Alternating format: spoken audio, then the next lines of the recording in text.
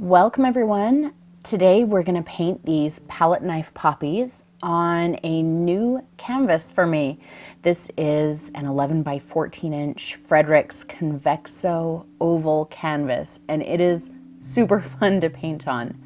If you've used the Frederick's Red Label canvases, then you'll be familiar with the texture of this canvas. It's very, very similar. Now I'm going to start with my 1-inch flat brush and just some ultramarine blue. And I've just got the canvas hanging on a thumbtack for right now on my easel, so it's a little wobbly, but I'll secure it better in just a bit. That was my biggest challenge with this canvas, was just figuring out how to secure it in a way that would still allow me access to all of the sides. So in a few minutes, you'll see I close my easel a little bit more, and I have a thumbtack at the top and at the bottom that's kind of securing the canvas a little bit better. It's just hanging on those thumbtacks. So I'm just covering the top about 2/3 with ultramarine blue. No medium, no white, no nothing else. I loved the rounded edges of this canvas. That was a really unique painting experience for me. And I have a couple more of these canvases, so I'm sure you'll see something else pop up soon with them. Of course, anything I paint on these oval canvases can just as easily be painted on a rectangle or square canvas as well.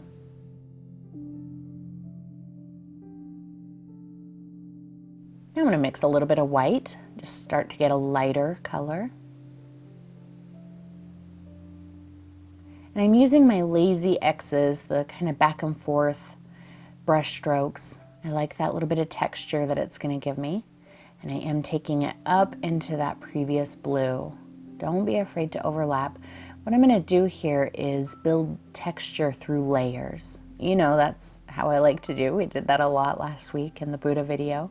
We won't do quite as many layers in this one, but it's the same concept. And now I'm just picking up white, but there is still some blue on my brush.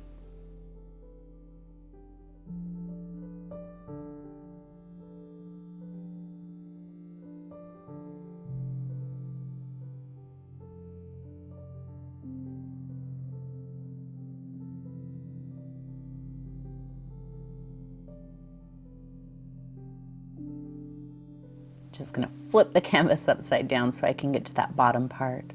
So see, I just have it hanging on a thumbtack.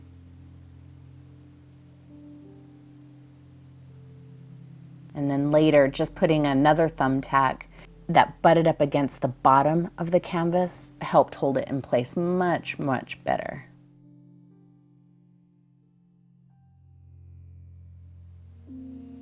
If anybody else has used canvases like this and has other ways that you've secured it so that it doesn't wobble around and yet you can still access all of the sides, I would love to hear how you've done that. Just getting a nice, kind of a misty look here. Very light pressure to dust out any overly hard brush stroke marks.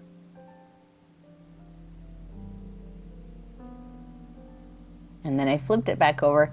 I'm going to take a little bit more ultramarine with just a hint of white in it, just to kind of smooth this out a little bit. I felt like those brush stroke marks were just a little hard, a little bit more aggressive than what I really wanted. I liked that really smoky look.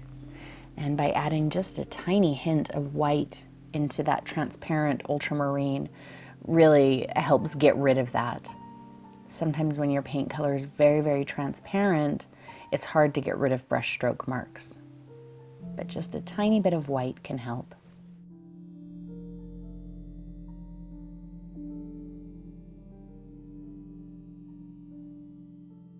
All right, that is now dry, and I've got my 5/8 inch angle, and I'm picking up some Payne's Gray and some matte medium, and we're gonna start glazing.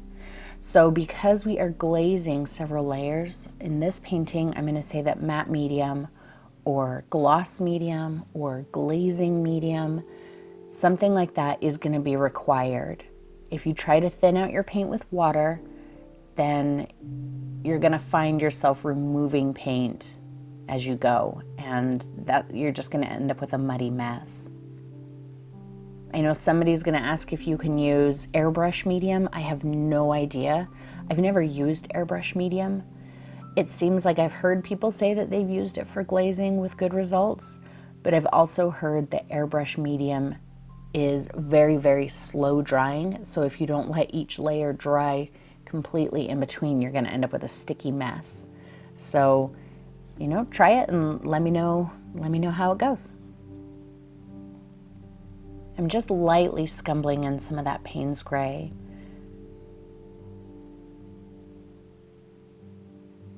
Going all the way around the beveled edge of the canvas. So scrub in some Payne's gray there. Just picked up a little bit of matte medium to kind of help smoke it out and spread it nice and thin. Don't worry about trying to cover all of that blue. That's the reason that we're using this paint so thin, is so those colors underneath will still glow through. And that's how we're gonna get that really kind of pretty smoky look.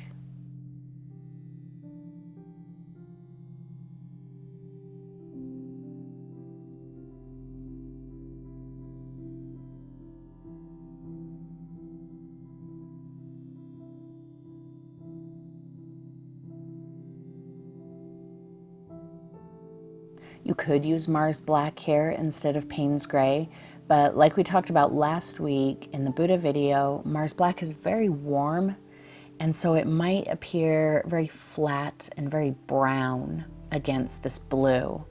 If you were doing this in very warm colors like browns and reds, then glazing it with Mars Black could be a good idea because it would agree with the temperature of the other colors that you're using. You just want to make sure that you used a very, very little bit of it because it's very strong and it can easily overpower everything. So just take that Payne's Gray down as far as you want to go. If later you decide it's too far or not far enough, you can change it. I've cleaned off my brush and now I'm going to do the exact same thing, but just with ultramarine. See how much brighter that is on its own when it's not mixed with white. And I just wanted to keep a little bit of that vivid blue color in there.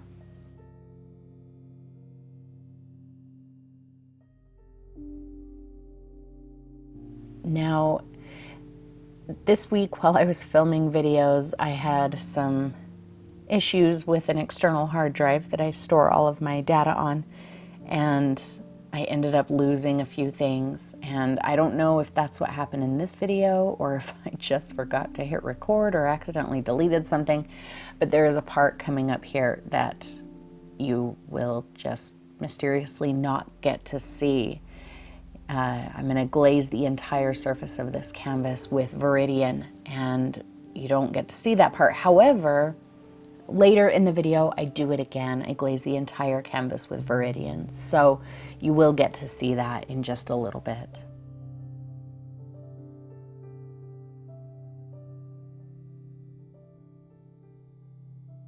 And I'm not sure if I said this before, but please make sure that each layer is completely dry before you glaze another layer over it. So that first layer of the ultramarine and white that I did was all completely dry before I started doing any of the glazing with the Payne's Gray.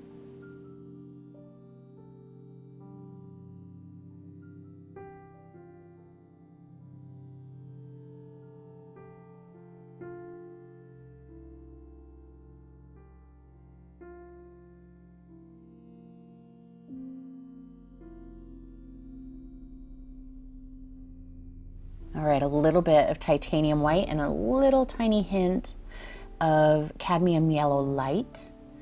And I'm not glazing this one so much. There's a bit of matte medium in there, but I'm just kind of scumbling it on in this lower section.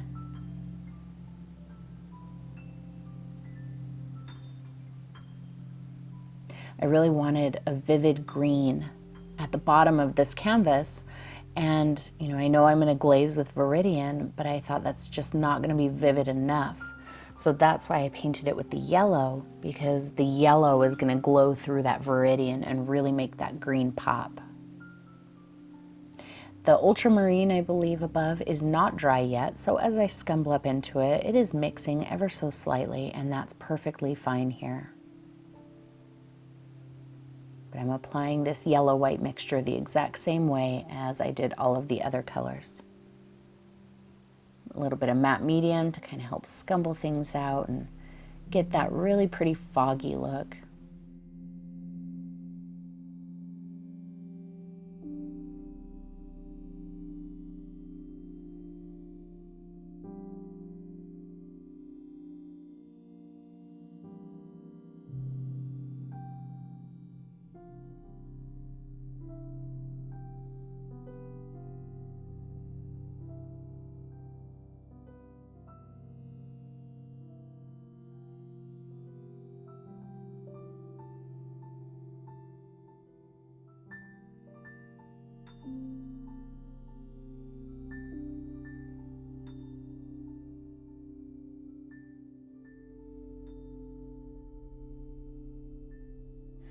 A little bit more of that blue-white mixture,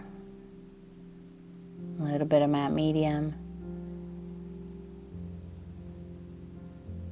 and just kind of create some more smoky areas because I glazed that with the ultramarine blue.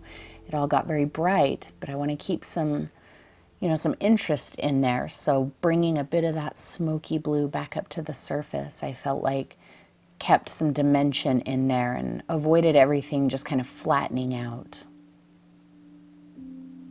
And see how I can take that up into the Payne's Gray as well. So if the Payne's Gray was too much, like I said, there's no reason to worry about that or get upset if you get too much Payne's Gray in the first place. Just gives you an opportunity to do a little bit more layering.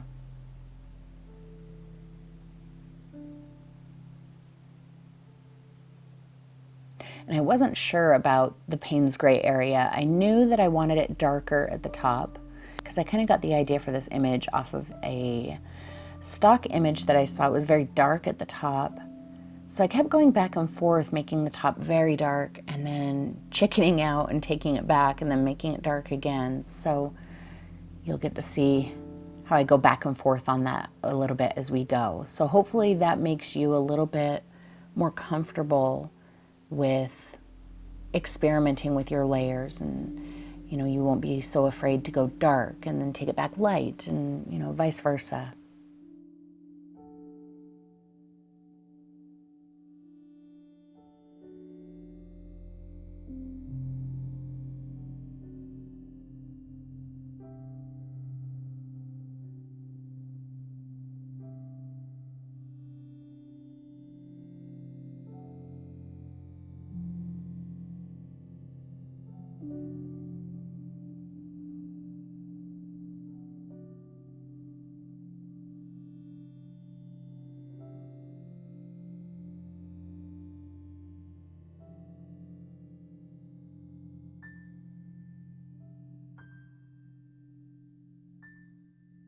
And you can take it down a little bit into the yellow as well.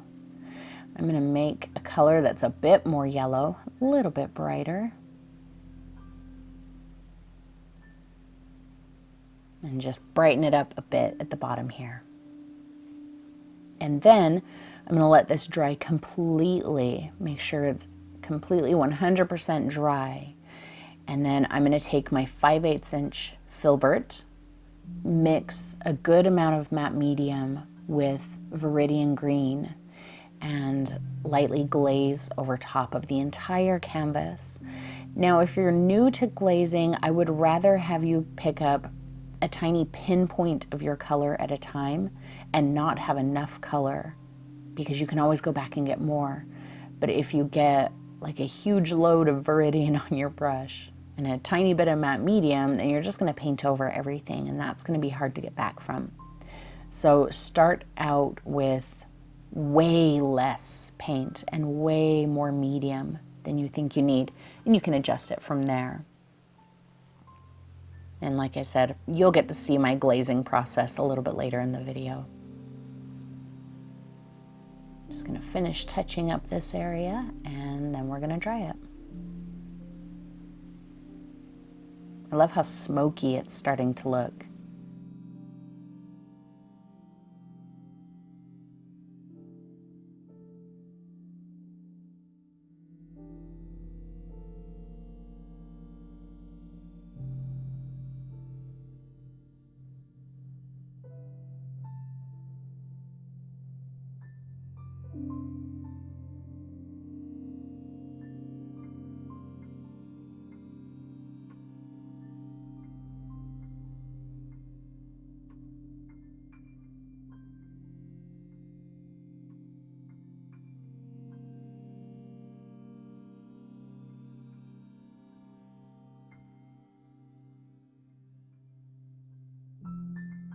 All right, so that's all there is to those layers.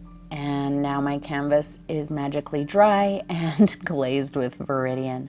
I also let this dry.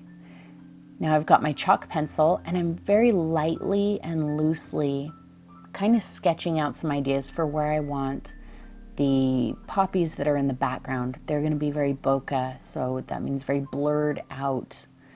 And so they don't have to be precise. They don't have to have petals or details. There's not going to be stems. They're going to be rather abstract. I'm just loosely sketching out some shapes. All of this chalk, any that was left, very easily comes off when you put another glaze over top of it, or even just wipe it with a damp brush later.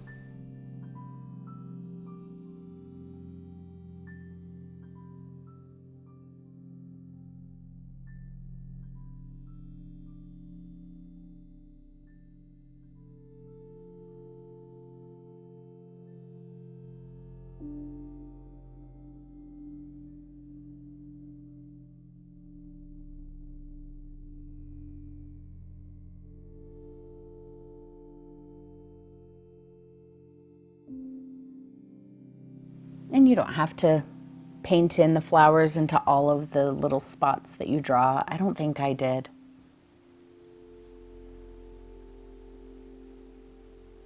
Okay, now I've got my number 8 filbert, little matte medium, and a little bit of cadmium red medium. And I'm just loosely filling in these shapes. I'm keeping the edges quite soft. You don't want any hard edges in the background here. Otherwise, your poppies will have too much definition and that will pull them closer to the viewer. We want these to seem like they're quite distant, very blurred out. And I use the matte medium here so that the red is a little bit more transparent, because that's also going to push them into the background a little bit. We want these poppies to be less vibrant than the ones in the front.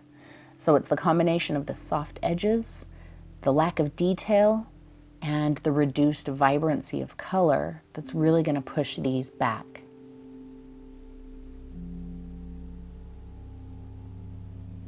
See, no details, very soft edges. That's a couple of flowers just kind of clumped together.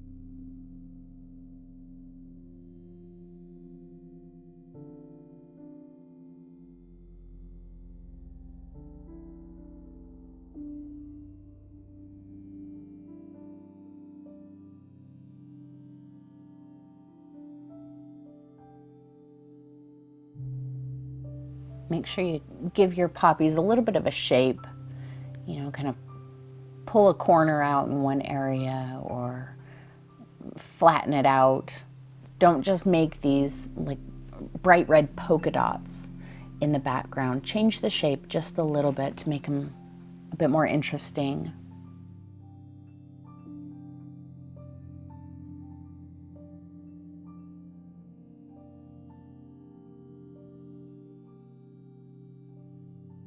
And don't be afraid to use your finger to blend. Nice soft edges.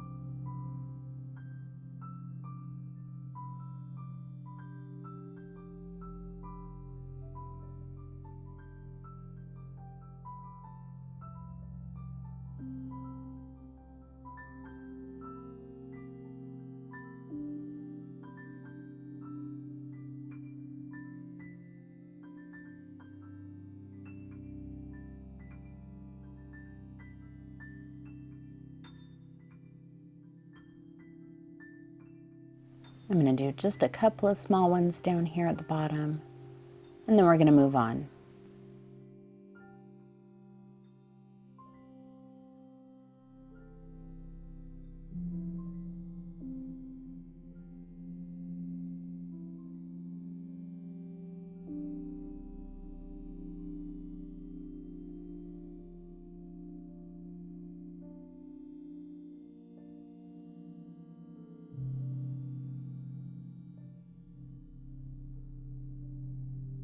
Now those are dry. I'm taking just a little bit more of the red and just scumbling on in a couple places. I'm not refilling in all of these.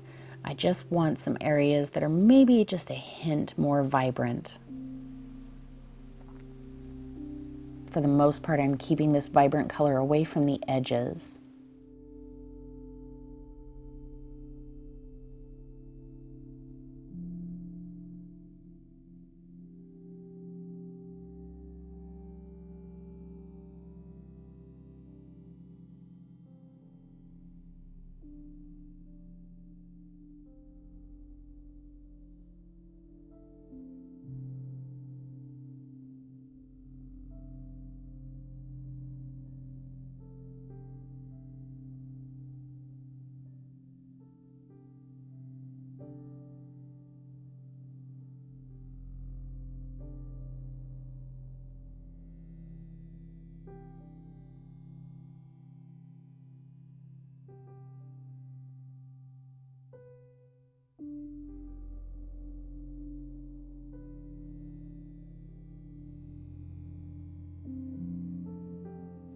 All right, back into my blue and white, and I'm going to do one more little smoky layer of this blue and white mixture.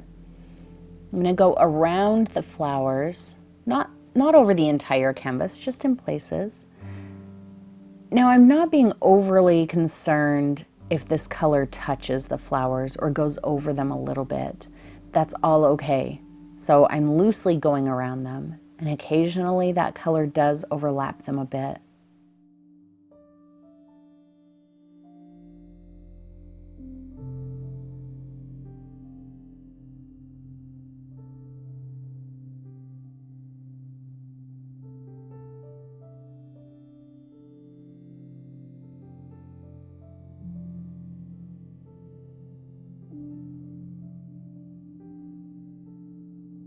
A little matte medium to glaze a bit of that color down into the screen area.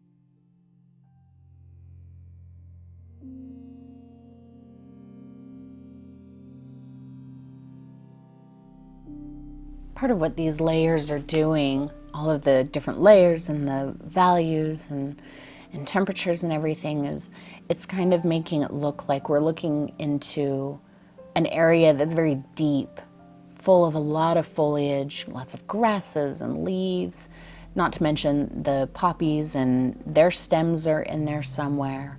So if we have just a very solid color, or if it just fades from from dark to light in a single layer, it's going to feel very flat. It's not going to feel as dense and as dimensional as it does with the lots of layers and the textures and all of the different changes in those areas. So, you know, if you're fine with that, if you don't need all of the depth in the painting and you just want to do it nice and quick, you can for sure just, you know, just blend from a darker blue down to green and do it in a single layer and be done with it.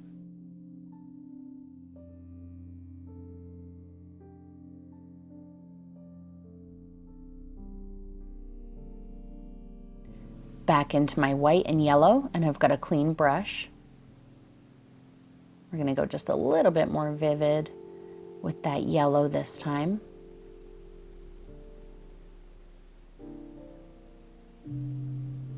I thought about doing this entire background with a palette knife, but because of the curve of the canvas, that would have been really difficult to do.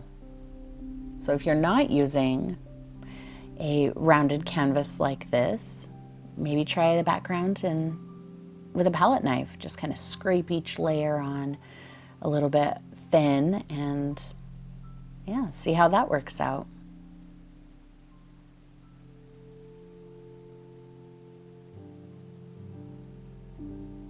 In just a couple of minutes here, I am actually going to let this dry completely and do the Veridian Glaze again. So you'll get to see how that works.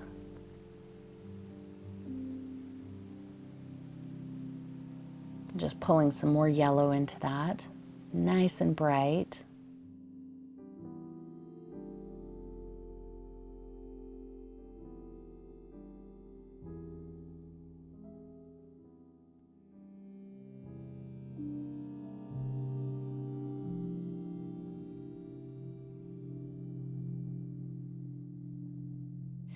That's all dry, and I've got my 5/8 inch filbert. See how I grabbed a lot of matte medium and I just pulled a bit of the Veridian in. That Veridian is very strong, like the phthalos. You know, phthalo blue or phthalo green can take over everything. So can the Veridian, so be careful. I'm absolutely allowing this green to overlap the edges of the poppies.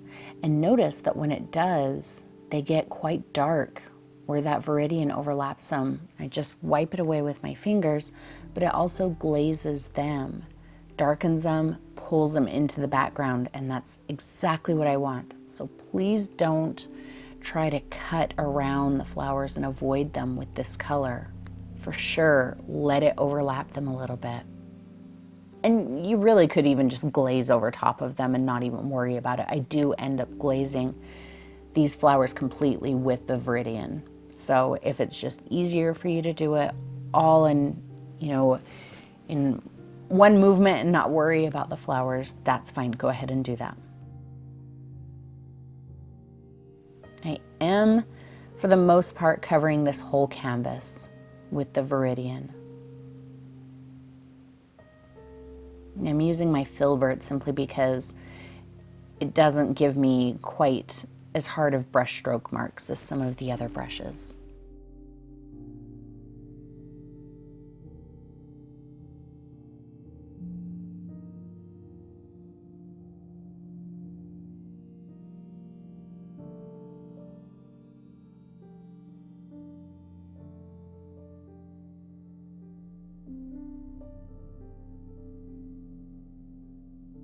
Now, especially down here in the yellow, where I've still got quite a bit of that green showing from the first time, it's really going to deepen up.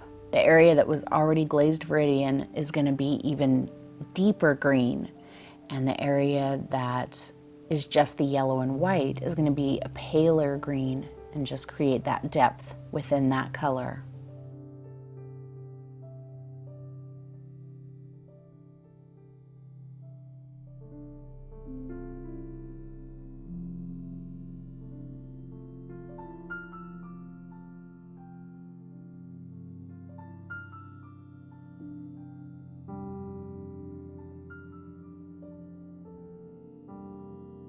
And just remember, if you need to get rid of brush stroke marks, just grab a little bit of matte medium and go over the hard line with that, and it should help get rid of it, soften it up.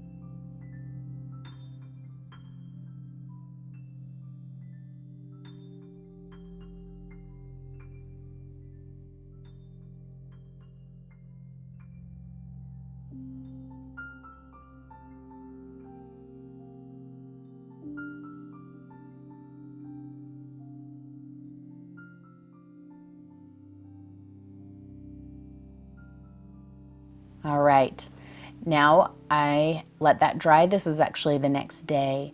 I'm going to take a little bit more of that Veridian and my number 8 filbert and quite a bit of matte medium. And I did this in all of the flowers because I didn't know where I wanted it. But all I'm doing is just making a little bit of a fuzzy dark spot in about the center of each shape. So kind of daub it on and then break it up. Again, you don't want any hard lines in these flowers. After I did this, I felt like it was a little bit much, so I do glaze quite a bit of it out. But, you know, it was easy to glaze out, and it helped me see how much detail I wanted in the flowers and where.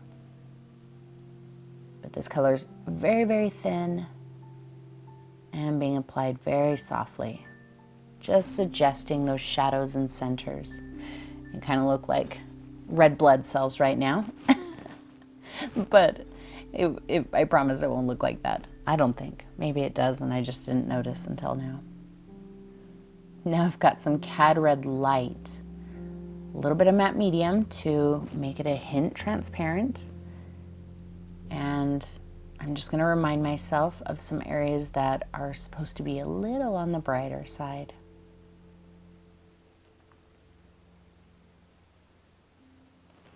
See, I'm only applying a very little bit of it, very, very lightly and loosely.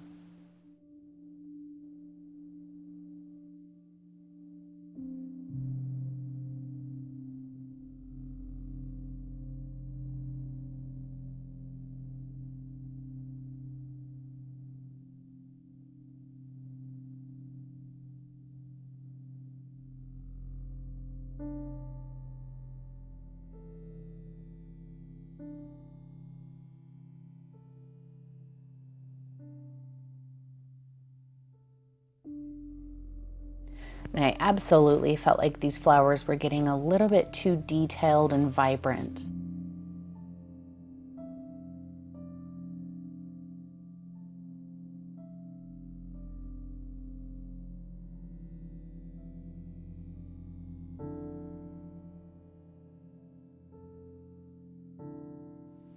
Going back with some Cad Red Medium and taking out some of those centers that I put in, just knocking them back a bit more.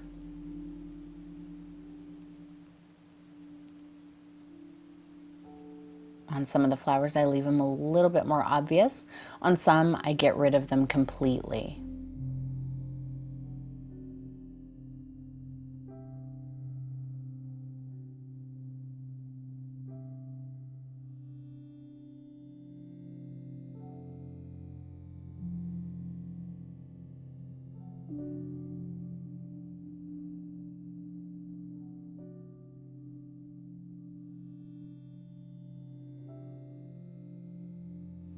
Back into the Veridian and matte medium mixture, very transparent, very, very thin. And those poppies are dry. I'm lightly glazing the entire flower with this green mixture.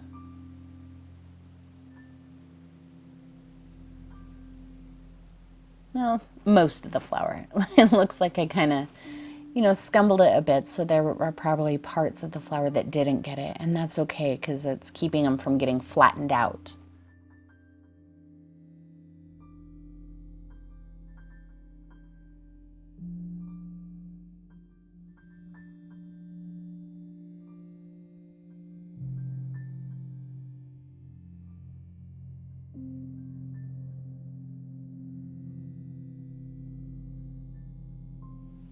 felt like this was giving me the look that I wanted.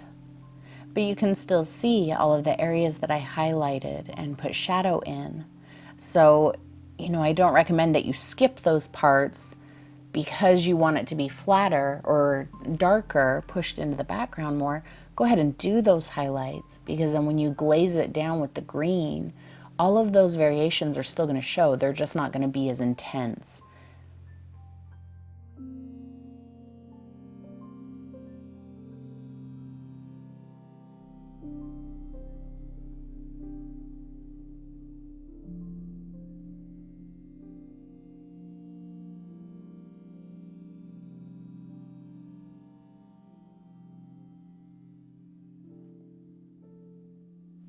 All right, I have my chalk pencil again, and again, I'm loosely sketching out where I want my flowers. Really kind of crinkly shapes. Remember that poppies are not these perfectly round shaped flowers. They've got some character to them. Even their stems are kind of twisty and weird. So let your flowers be kind of crinkly looking. There, I'm just kind of planning out where I want the flowers. I've been using a composition tool lately called the 14-line armature. And I'm getting to the point where I don't necessarily have to draw it on my canvas anymore. I know where the lines go, so that's why you saw me kind of like looking like I was following an invisible line. And at some point we may talk about the 14-line armature. It's pretty intimidating if, composition planning isn't something you've ever really done. So that's why I hesitate to do it right now, because I don't want to make anybody's head explode. But I'm sure at some point we'll talk about it in a simplified way. In the meantime, if that's something you're interested in learning about, make sure that you Google that 14-line armature.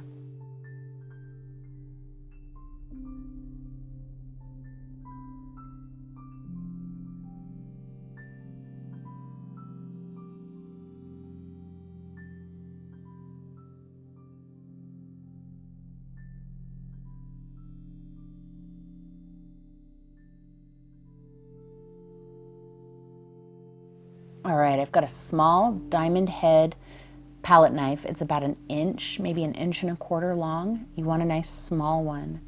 And I'm going to scoop up some Cad Red Medium and very lightly start creating the shape of my poppy. As you put the paint on the canvas, if you try to focus on pushing it toward the tip of the palette knife, then you'll create those really nice, kind of crinkly flower petal shapes.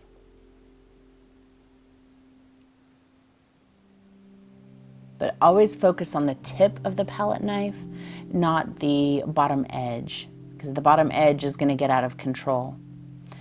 I started putting some Cad Red light in there, but decided that that was premature, so I do actually just wait and come back to that later. For now, I'm going to stick with the Cad Red Medium and just create the shapes of my flowers. See, I'm using the tip of the palette knife to create the petal shape. If you just try and smooth it on and let the side of the palette knife do its thing, it's going to get really broken up looking. It's not going to give you a nice petal shape.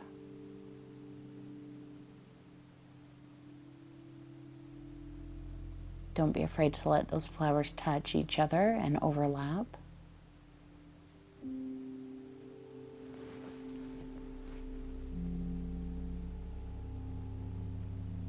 And I am using the heavy body paint, but you could easily do this with student grade paint. Clearly you wouldn't be able to do it with soft body paint, but student grade paint is fine. I wiped off my palette knife and then I picked up some Cad Red Deep, and I'm just going over it lightly in a couple places to create some shadows. And this shape here I decided I was going to make into 2 flowers.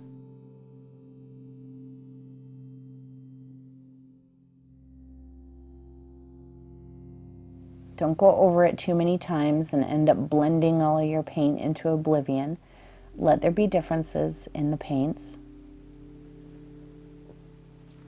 They don't have to blend.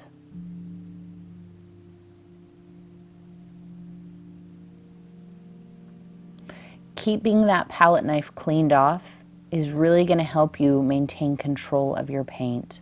And it's going to help avoid your flowers getting bigger and bigger and bigger. As the paint moves down your palette knife, you're going to start unintentionally getting paint where you don't want it. I cleaned off my knife again and just picked up some Cad Red Light, and I'm going to put in those highlights.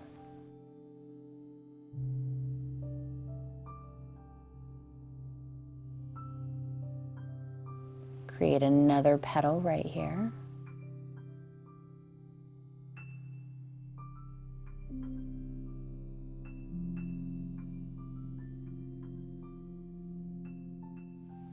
See, every time I put that paint down on a poppy, when I go back for more, I wipe off my palette knife before I pick up more paint. Otherwise, it's just going to get muddy.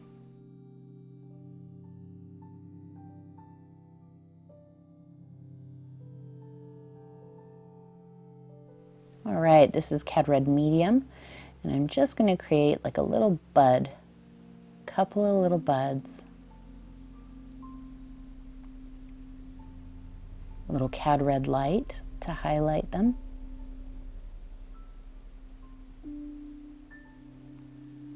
And we'll put another one over here.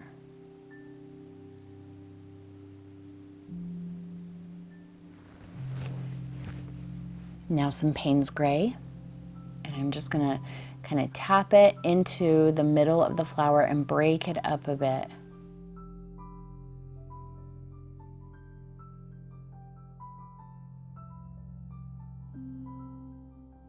Don't go over it too much, because then you'll start mixing it into the red and it's just going to get fuzzy looking and weird, and then you're going to get frustrated.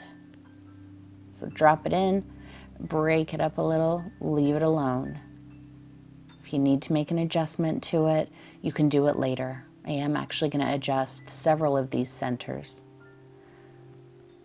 A little bit more of one of my reds, and see, I just cut in front of that center on the right, making it another flower that's now pushed behind this first one.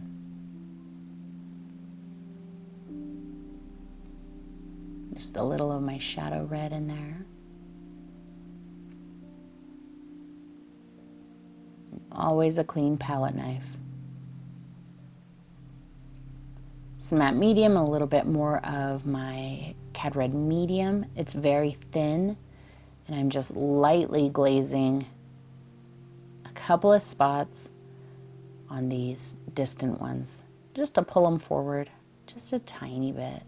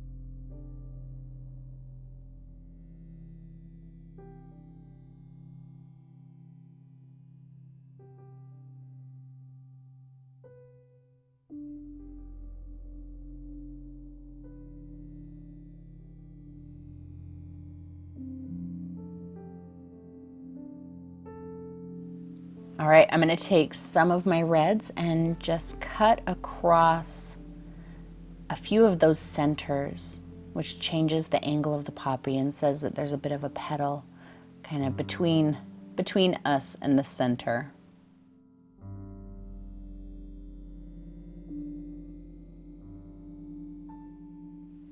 See how just at the bottom of it.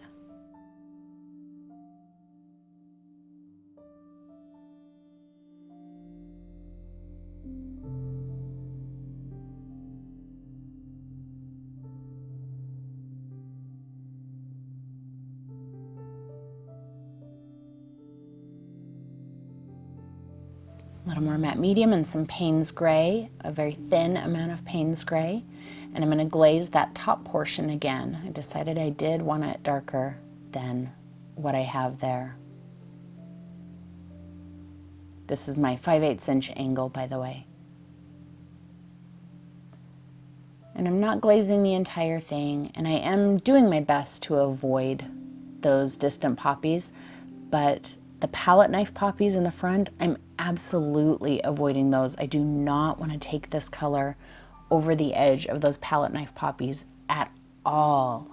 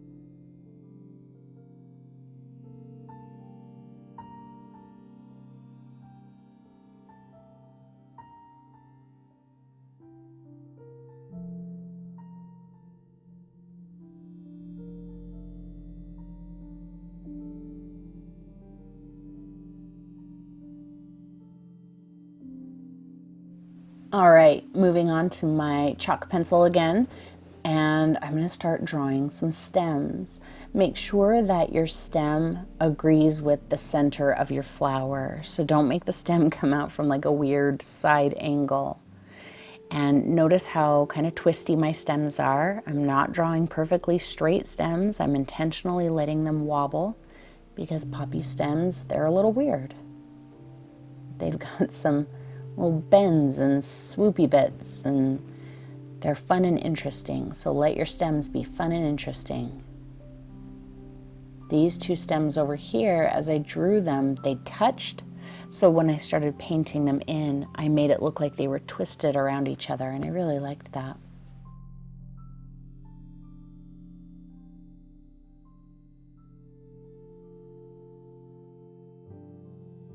So this bud has a stem that goes straight down.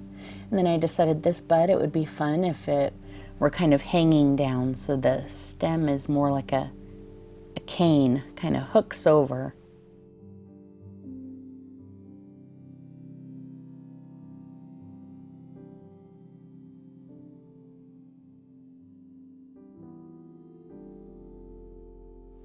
And then one more that's going to have just a green bud, and I liked that little hooked stem, so I'm going to do that again. Follow that stem down behind the other flower visually.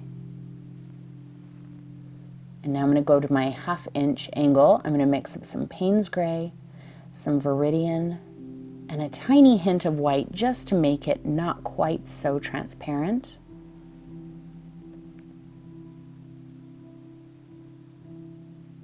A little bit of matte medium just because I like the way it makes the paint flow. And I'm going to start drawing the stems, and watch how I let my brush wiggle so that I get that little wobbly poppy stem look.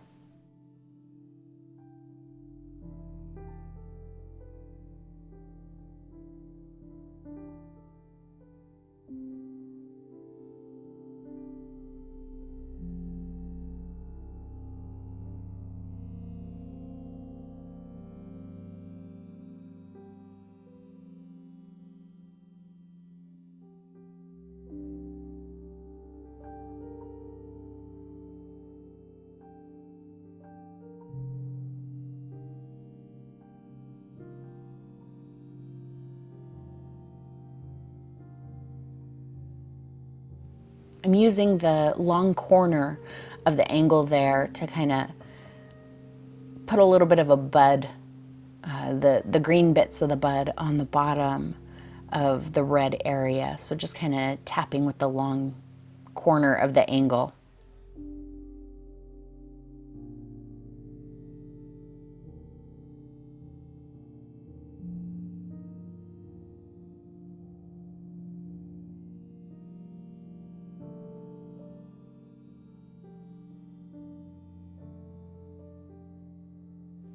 If you're not comfortable making the lines for the stems with an angle brush, especially kind of these hooked, twisty lines, use any brush that you are comfortable with.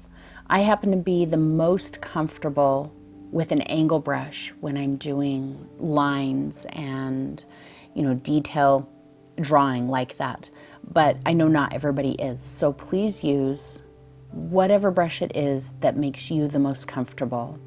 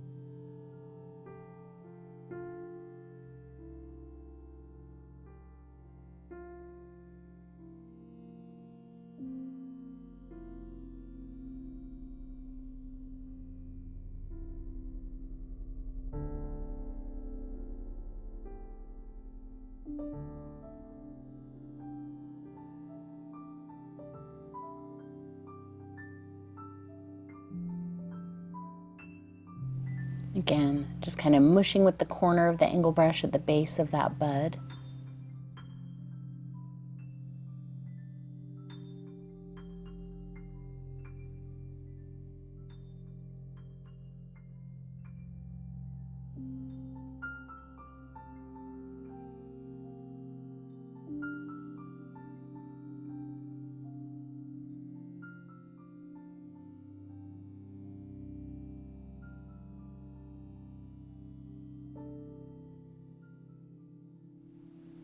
And there, mushing the corner of that angle for that little bud.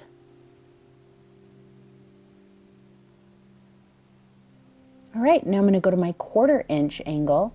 I'm going to grab some of that same mixture, and then I'm going to add a little bit more white to it. And I am kind of pushing it a little bit closer on the side of the Veridian as opposed to the Payne's Gray.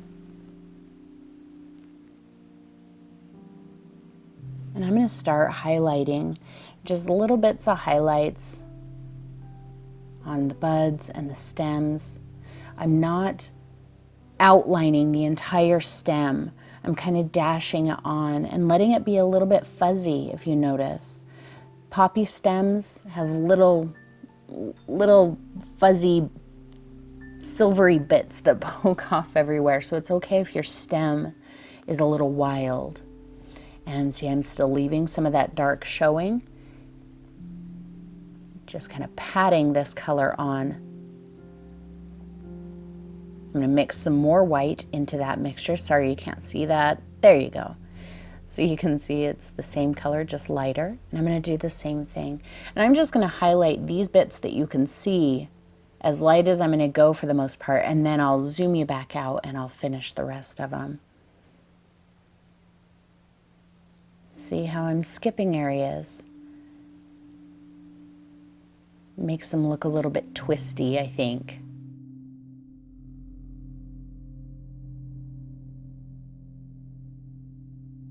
And a little bit lighter.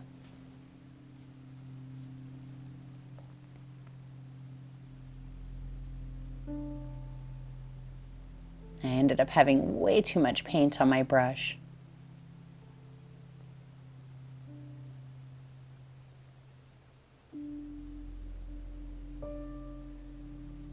So wipe some of it off. There we go, much better.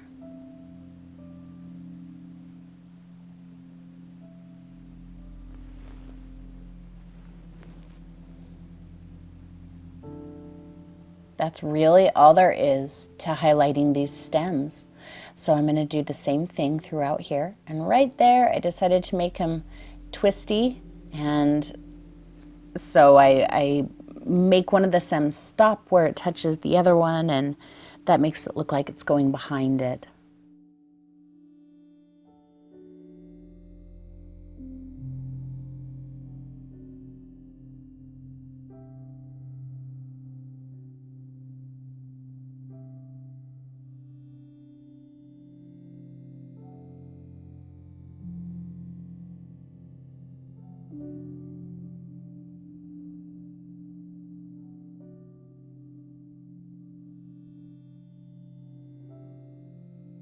Make sure you get a little bit of that highlight color on the little bud pieces at the bottom of the flower buds.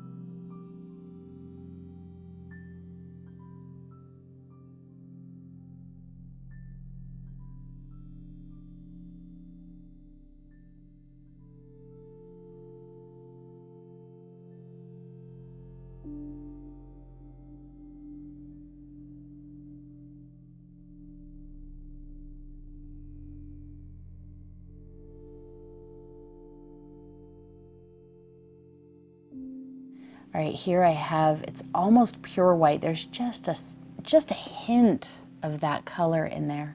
And I'm just popping the highlights. I am keeping the brightest highlights away from the bottom simply because that just helps us get a little bit of an idea of depth If I took this light color all the way down to the bottom, it might make the flowers just feel a little bit disconnected.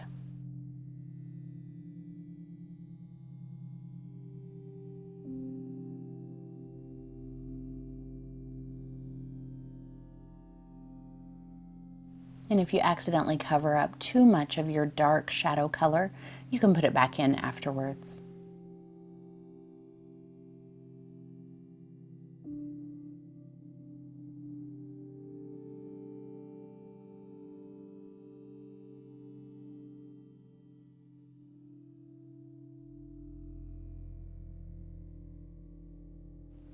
And that's all there is to this painting. I hope that you enjoyed painting these palette knife poppies with me. I know it's been quite a while since we did some palette knife paintings, and based on some of the other paintings I have coming up, I think February is going to be a palette knife month, so I hope you're ready for that. I would like to say thank you so much to my awesome sponsor Fredericks, who provided the really fun canvas that I used for today's video. If you guys are interested in trying them out, check out the video description below where you can find an affiliate link that will get you some of these canvases. They were a lot of fun and I'm excited to use them again. And I would like to say thank you to all of you for painting and hanging out with me every week. It means everything to me. And I hope to see you next time.